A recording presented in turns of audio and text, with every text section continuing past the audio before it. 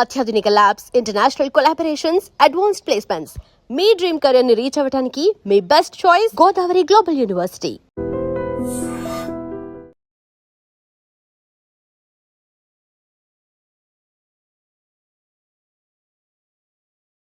Welcome to iDream. Shabad లో జరిగిన కిరాత హత్యలకు పాల్పడిన అతను సైకాలజీ ఏ విధంగా ఉంది?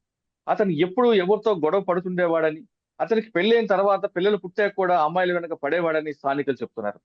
ఒక అమ్మాయి విషయంలో పడిన తర్వాత అతను పోలీస్ కేసు పెట్టడం, బయటికి రావడం, తిరిగి ఎవరైతే కంప్లైంట్ ఇచ్చారో ఆ అమ్మాయితో పాటు తల్లిని, నానమ్మని చంపడం కాకుండా భార్యని, చిన్న పిల్లల్ని కూడా అత్యంత దారుణంగా చంపి పరారైపోయాడు. అటువంటి క్రిమినల్ సైకాలజీ ఎలా ఉంటుందనే విషయం మనతో మాట్లాడడానికి డాక్టర్ వెంకట సుబ్బయ్య, ప్రముఖ సైకాలజిస్ట్ గారు ఉన్నారు.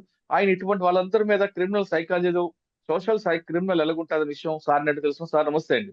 నమస్తే సార్. సార్, ఇక్కడ షాబాద్ లో జరిగిన సంఘటన చూస్తుంటే అది ఎవరు ఊహించిన సంఘటన అండి. అంటే సాధారణంగా కోపం ఎవరు కంప్లైంట్ ఇచ్చారో ఆ అమ్మాయి మీద ఉండొచ్చు, ఆ అమ్మాయికి సపోర్ట్ చేస్తున్న తల్లి మీద కానీ నాన్న మీద ఉండొచ్చు. కానీ ఇంట్లో పడుకున్న భార్యని, పిల్లల్ని కూడా దారుణంగా చంపాడండి. అసలు వీళ్ళ మైండ్ సెట్ ఎలా ఉంటుంది సార్?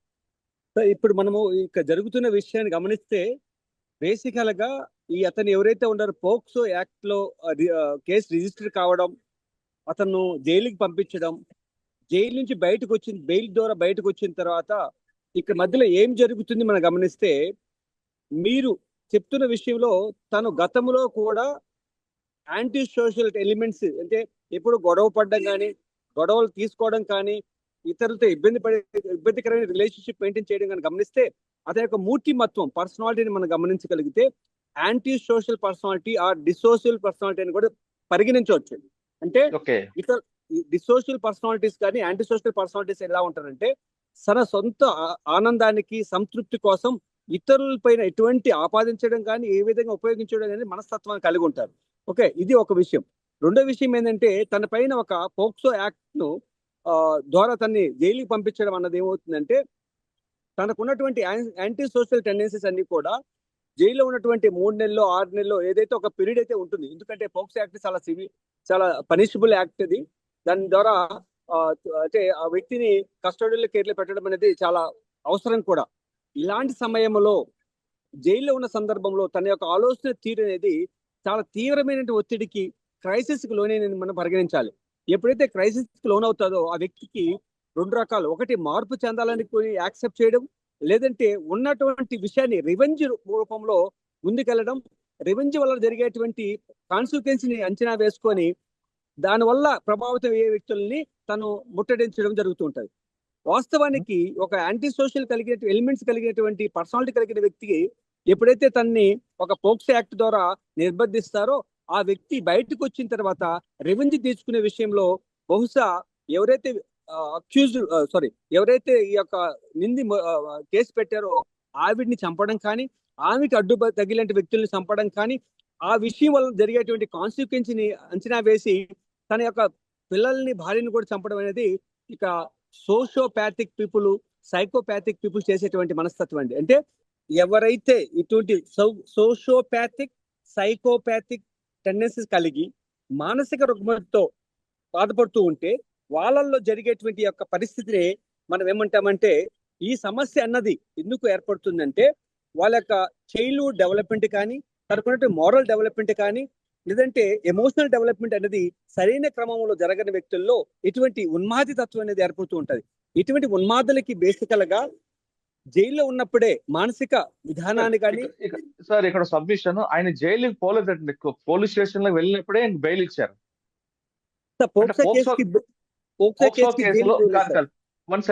పోక్సో కేసులో ఒక సెక్షన్ లో ఆయన బెయిలబుల్ ఉంది.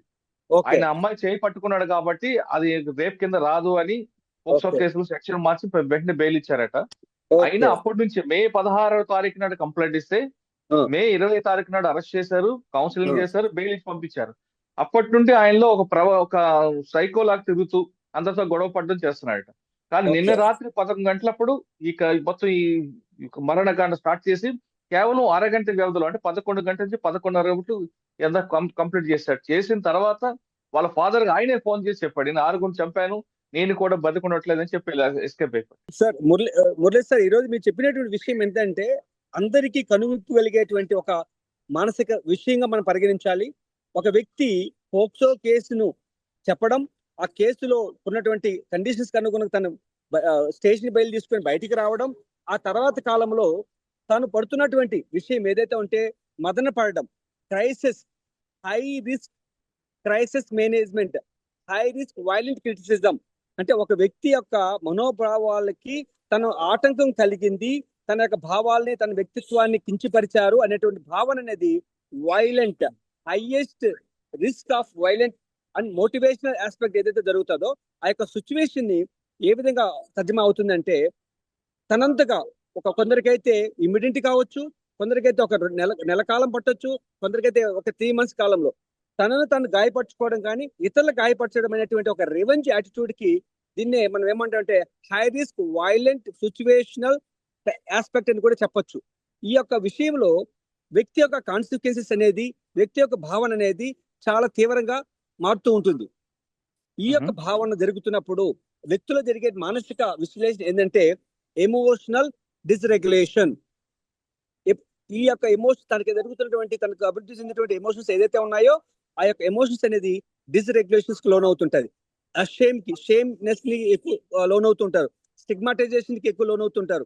వాళ్ళ చూసేటువంటి దృక్పథం అంటే తనకున్నటువంటి ఏదైతే ఈగో సాటిస్ఫాక్షన్, ఈగో ఐడెంటిటీ ఉంటుందో దానికి భంగం కలిగింది అనేటువంటి పరిస్థితిలో అషేమ్ గా, లోన్లీ గాను తను సఫర్ అవుతుంటారు.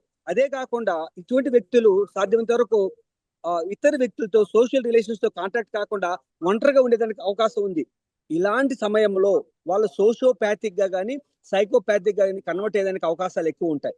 ఈ యొక్క హై రిస్క్ స్ట్రెస్ఫుల్ సిచ్యువేషన్ తను అనుభవించడం ద్వారా తనకు వచ్చేటువంటి ప్రణాళిక ఇసే యాంటీ సోషల్ ప్రణాళిక అనేది ఇంప్లిమెంట్ చేయడం జరిగింది. ఆ యొక్క యాంటీ సోషల్ ప్రణాళికల్లో తన పైన కేసు పెట్టేటువంటి వ్యక్తిని, ఆ విషయాలకు సంబంధించినటువంటి ఆ సందర్భంలో ఉన్న వ్యక్తుల్ని తను ఏం చేస్తున్నాడనేటువంటి మానసిక స్థితిని అంచనా వేయలేకుండా ఇతరుల్ని చంపడం కూడా జరుగుతూ ఉంటుంది. ఇలాంటి అంతవరకు ఓకే, కానీ ఆ భార్యని పిల్లల్ని చంపడం ఎందుకండి? కాన్సిక్వెన్సెస్. ఇప్పుడు ఒక వ్యక్తి ఒక యాక్ట్ అంటే ఎమోషనల్ యాక్ట్ చేసిన తర్వాత they will get what is the consequences. అప్పుడు ఆ యొక్క కాన్సిక్వెన్సెస్ జరిగిన తర్వాత వాళ్ళు ఏం చేస్తూ ఉంటారంటే ఈ అంచనాని వాళ్ళకి తను ఇప్పుడు ఏమవుతుంది, ఒక మర్డర్ చేసిన తర్వాత తన లైఫ్ లాంగ్ డెత్ సెంటెన్స్ కానీ లేదంటే లైఫ్ సెంటెన్స్ కానీ వేయడం జరుగుతుంది. ఇలా వేస్తే భార్య పిల్లలు అన్న వ్యక్తులు తన యొక్క తోడు లేకుండా, తన యొక్క సంరక్షణ లేకుండా ఉండకూడదు అనేటువంటి ఒక యాంటీ ఇది కూడా సోషియోపాథిక్ లో ఒక లక్షణమే. నేను లేకపోతే వీళ్ళు ఉండకూడదు, నాకు పొందకూడదు, నాకు పొందని ఇంకొకరు పొందకూడదు, నేను పొందలేనిది ఇంకొకరు పొందకూడదు, నాకు రావాల్సింది ఇంకొకరు రాకపోతే వేరే వాళ్ళు కూడా రాకూడదు అనేటువంటి భావంతో కూడుకునేటువంటి మానసిక వ్యవస్థ ఉంటుంది. అదొకటితో పాటు నేను లేకపోతే వీళ్ళేమి ఎలా బతుకుతారు, వీళ్ళు ఏమైపోతారని కూడా భావన ఉండొచ్చా? ఆ భావన చంపే స్థితికి తీసుకురాస్తారు. ఎందుకంటే తనకి ఇతరులు అంటే తల్లి కానీ తండ్రి కానీ ఆ యొక్క భార్యకి తల్లిదండ్రులు కానీ అన్నదమ్ములు గాని ఉన్నప్పుడు ఆ యొక్క సపోర్ట్ మెకానిజం ఆలోచించే పరిస్థితి ఉంటుంది. నేను తప్ప వేరే వాళ్ళు చేయకూడదు, నేనే చేయాలి, నేను లేకపోతే నా శేషం ఉండకూడదు అనేటువంటి ఉన్మాది వ్యక్తిత్వ విధానం అనేది ఏర్పడుతుంటారు. ఎందుకంటే దే ఆర్ హైయెస్ట్ స్ట్రెస్ఫుల్ లో ఉంటారు కనుక దే థింకింగ్ ప్యాటర్న్ అనేది సామరస్యంగా బ్యాలెన్స్డ్ గా ఆలోచించేదానికి అవకాశం ఉంది.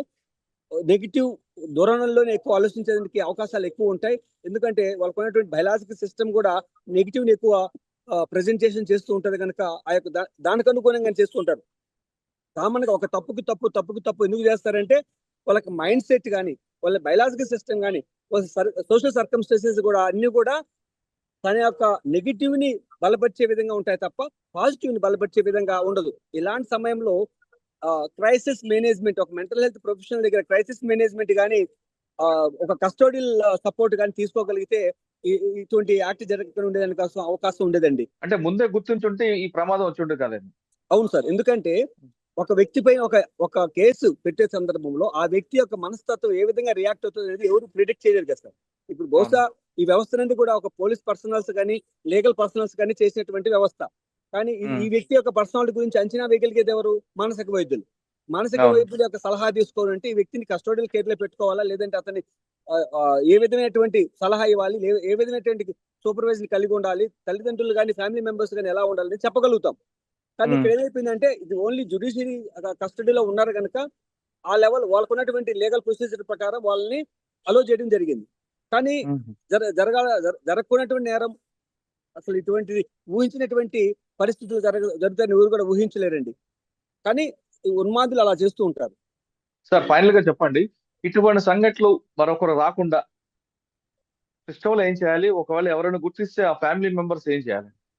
సార్ ఉదాహరణకి ఒక వ్యక్తి పైన సీరియస్ కేసెస్ అంటే death sentence case, life cases పడ్డప్పుడు కానీ, లేదంటే ఆ కేసు ఆ యొక్క సొసైటీలో అతను పూర్తిగా డిఫార్మేషన్ కలిగేటువంటి కేసులు వేసినప్పుడు అప్పుడు ఒక క్రైసిస్ మేనేజ్మెంట్ అని అంటారు సార్. అది అతను మంచివాడ చెడ్డవాడ కాదు, అతను ఆ యొక్క విషయాన్ని ఏ గుణంలో తీసుకుంటున్నాడో ఆ క్రైసిస్ మేనేజ్మెంట్ చేయాలి. అంటే వెంటిలేషన్ చేయాలి, బార్గెనింగ్ చేయాలి, తర్వాత వచ్చేసి యాక్సెప్టెన్స్ చేయాలి.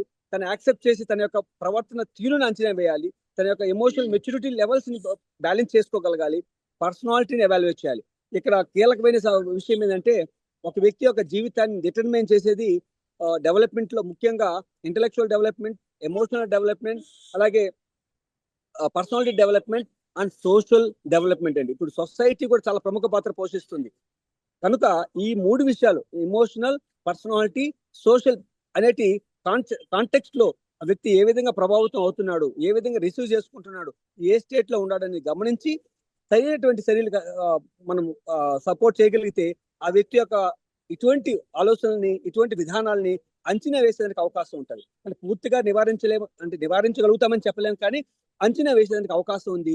ఆ అంచనాకు అనుగుణంగా తనకి ఒక రకమైనటువంటి రిహాబిలిటేషన్ చేయగలిగితే ఆ రిహాబిలిటేషన్ వల్ల తను కంట్రోల్ అవుతుంటారు. ఇంకా విషయం మీరు అంటే బహుశా నాకు తెలియదు whether he has any drug abuse, ఎందుకంటే మోస్ట్ ఆఫ్ ద క్రైమ్స్ అనేది ఇంటాక్సికేషన్ స్టేట్ లో జరుగుతుంది. ఎందుకంటే తన పైన కేసు పెట్టడం, స్టేషన్ బెయిల్ తీసుకురావడం, బయటికి రావడం, ఆ మధ్య కాలంలో తను ఏదైనా డ్రగ్ అబ్యూస్ కావడం ద్వారా కూడా ఇటువంటి యాక్ట్ చేయడానికి అవకాశాలు ఎక్కువ ఉంటాయండి.